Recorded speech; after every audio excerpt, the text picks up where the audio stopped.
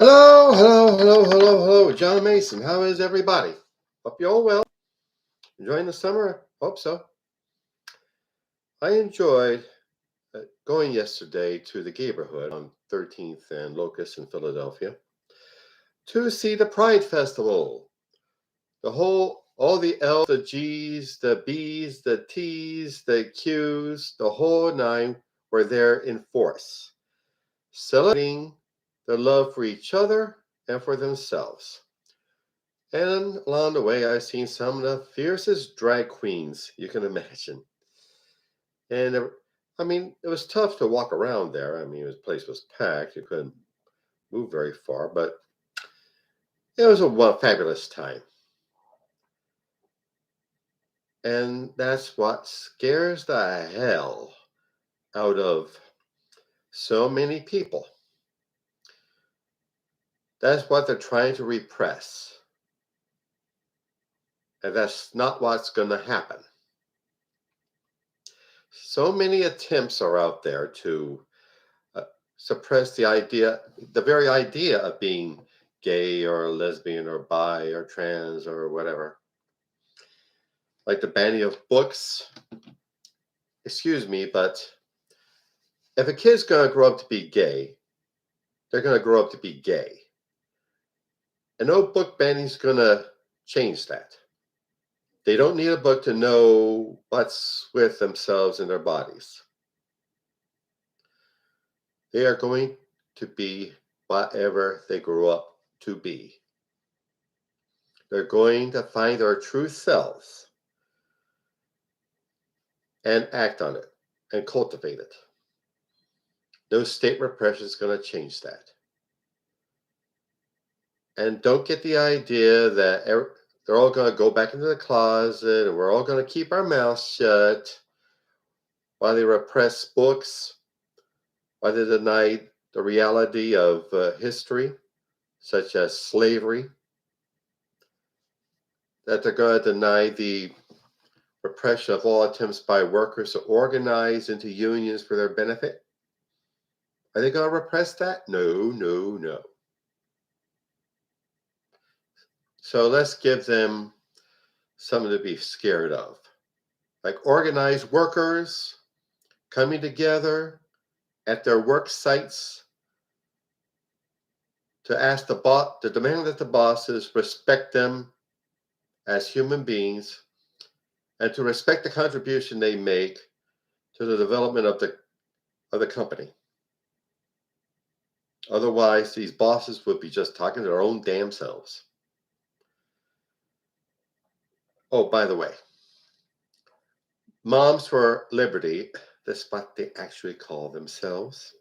They're the actual group that's out to repress all discussion of sexuality, ban books from school libraries that actually deal with sexuality and race and gender.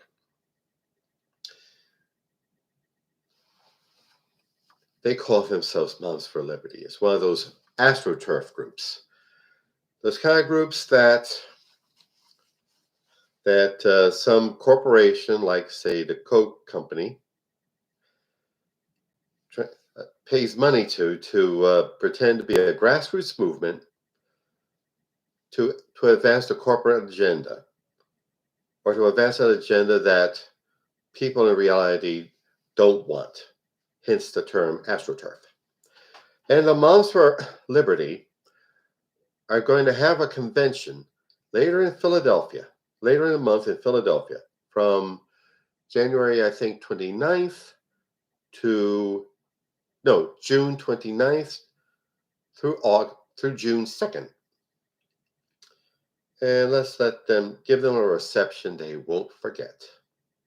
Let them know that here in Philly, the cradle of liberty we call ourselves, we are not going to take that shit. And they'll go home to their homes, whatever rock they crawl from under, and spread the word that Philadelphia is against them, Pennsylvania is against them, and America is against them. That's our job, folks. And on another cheery note, is the deal worked out between President Biden and Speaker Kevin McCarthy for to raise the debt limit so that the government can borrow money to fulfill its obligations. Trust me, I am not happy with it at all because it demands work requirements, so called, continuing the myth that people on welfare or public assistance are a bunch of lazy slugs who don't want to work, have to be chased out of the program with whips and scorpions to find a job. If they can find one, that's the problem. Meanwhile, all through the past few decades, jobs have been exported overseas to low-wage countries with corrupt governments and weak labor laws, if they even exist, and police repression that comes in handy in repressing all attempts by workers to organize. But I digress. There's solid evidence, scientifically proven evidence, that these work requirement things don't work. And the work requirements, well, if you're in a wheelchair, you can't work. Well, if you're elderly, well, if you're a veteran trying to deal with the traumas of whatever battle you've been through, well, if you're a single mother trying to take care of the kids and do a job at the same time.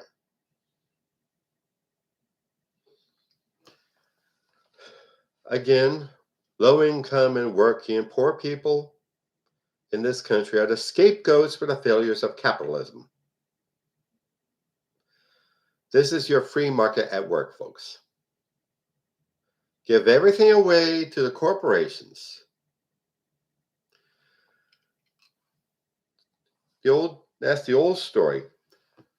Take care of the corporations. Give them all kinds of tax breaks and grants and loans they don't ever have to pay back again.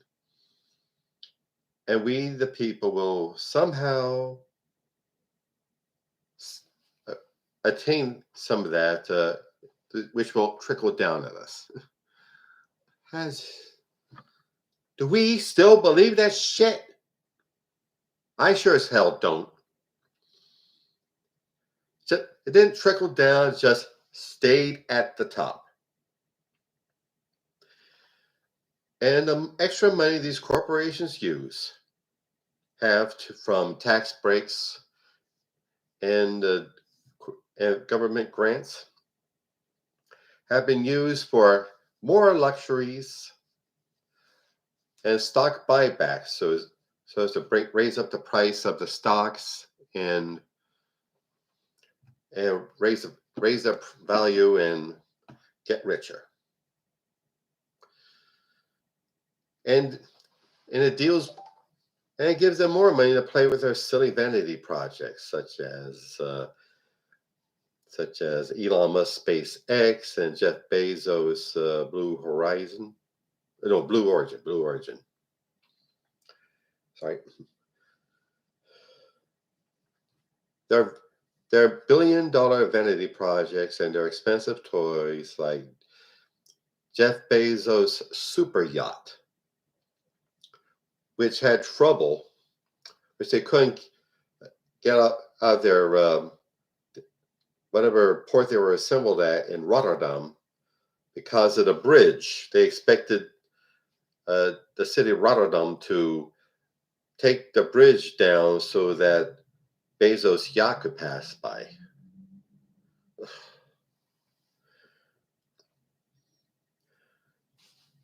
It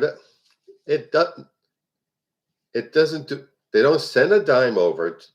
They don't pay any money to upgrade the factory, to upgrade the equipment, or to bring in new workers.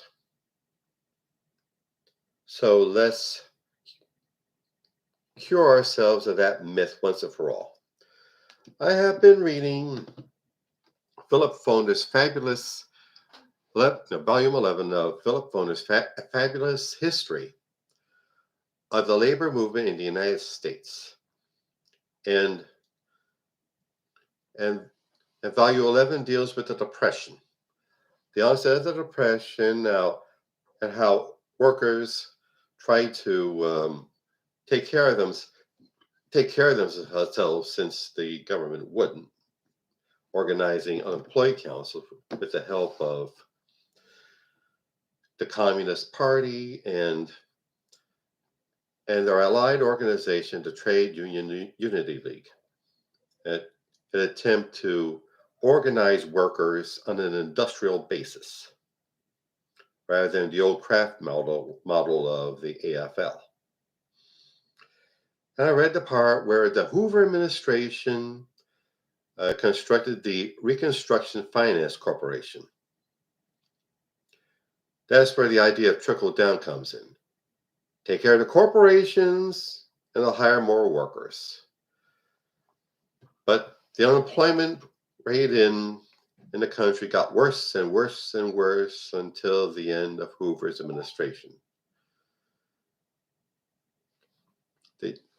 They took on, and they still blabbered the old platitudes of, we can't put anyone on the dole, it'll ruin their character, it'll be immoral. Which means that wealthy people are more moral?